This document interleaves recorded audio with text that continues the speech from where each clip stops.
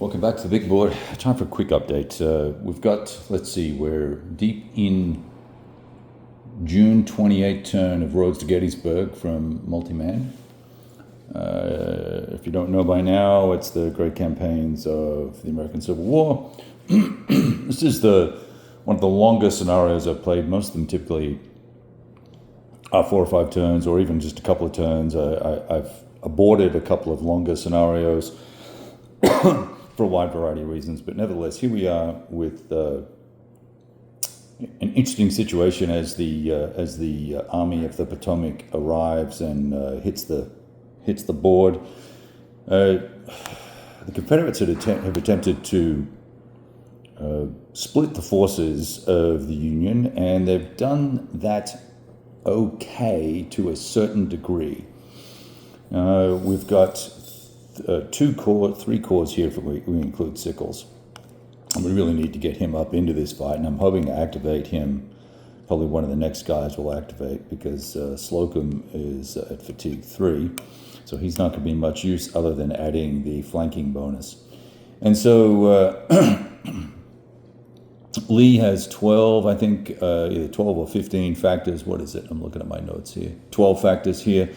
And Sykes attacked with 21, so they only had 1-to-1. And really, because what we're doing is taking the attacker's die roll and the defender's die roll and netting and subtracting one from the other, so 2 minus 5, not a good result for Sykes.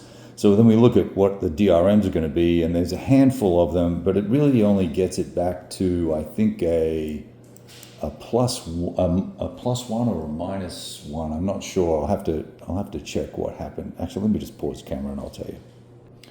Yeah, so it actually ended up being a net minus 1 because we started out at minus 3. 2 minus 5 is negative 3. And let me just double check that, because I want to make sure that we counted these correctly. 2, and we go down 1, 2, 3, 4, 5. Yep, minus 3. And then we went back up for the net of all the DRMs for the leadership bonus between Lee and Sykes, and the fact that it's an assault, and the flanking bonus nets it out, I believe, to be a minus 1, which is a horrid result. So that's two-step losses to Sykes. He's going to pick up, his units will now become disorganized. Lee will pick up fatigue. He's already at 4.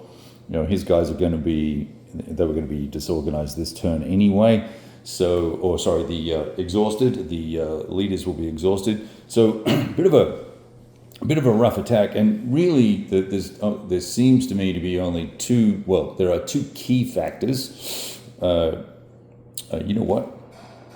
There's also artillery, so let's just pause and check that I didn't screw up there. I think the artillery is going to be plus 1 to somebody, and I don't think it's going to be Sykes.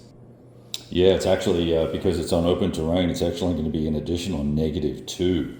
Oh, so that would actually pop Sykes up into... Is that going to change anything? No, it won't change the result. Still will stay as a 2D, but it will mean no penalty to the...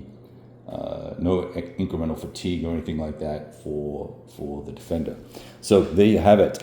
So what I was trying to say was that there are 3, did I say 3? There are 2 factors that I think are primary that make a huge difference. Obviously, the dice. How the dice play out is going to really influence the result. If we had to roll the 1 here, we'd be on a very different result column, result row. And if these guys had rolled 6, same deal. The next biggest factor, of course, and simply, is odds. The odds modifiers really pull things together for the attacker. So at 3-to-1, you're going to get a plus 2, 4-to-1 plus 3, 5-to-1 plus 4. All the other flanking bonuses and things like that. The flanking's important if you can get it. It's really tricky to stage that and make that happen and set that up in a combat. You can get an additional up to plus 4 for that, and we saw a plus 3 with Ewell early on attacking Reynolds' forces, I believe it was, and really taking them to task. In fact, I'm now looking at my map, and it would appear that some forces have been blown around a little bit. Okay, so let me put that guy back on.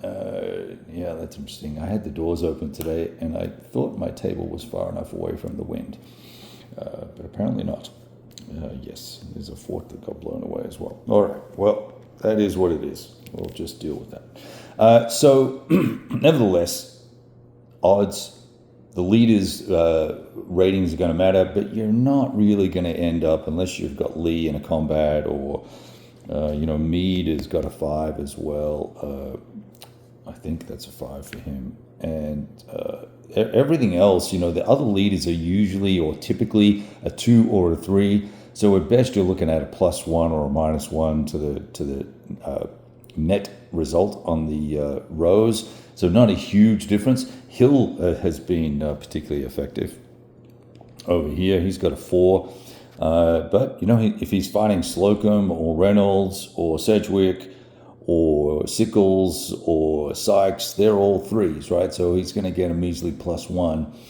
Not going to make a huge difference because the tables are fairly graduated in their results. There are no shocking results. I'll show you the combat tables here. You can see here.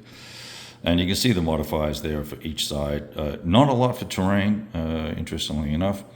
As I get reacquainted with this, there's obviously some nice game-specific stuff. But then the attackers, okay, it's an assault action. You may be picking up the artillery modifiers and the flank bonuses. Here's the artillery modifiers down here. So there you go. All right. So anyway, I just thought I'd give you a quick little update on that, where it's middle of or the first half of the turn for. I'm finding another leader here that has lost its army.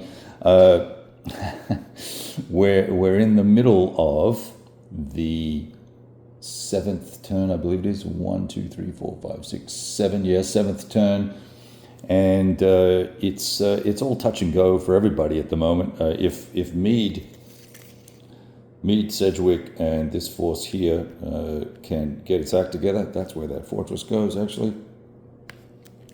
they could potentially take on Ewell and give him a hard time, which is why I've brought this cavalry up to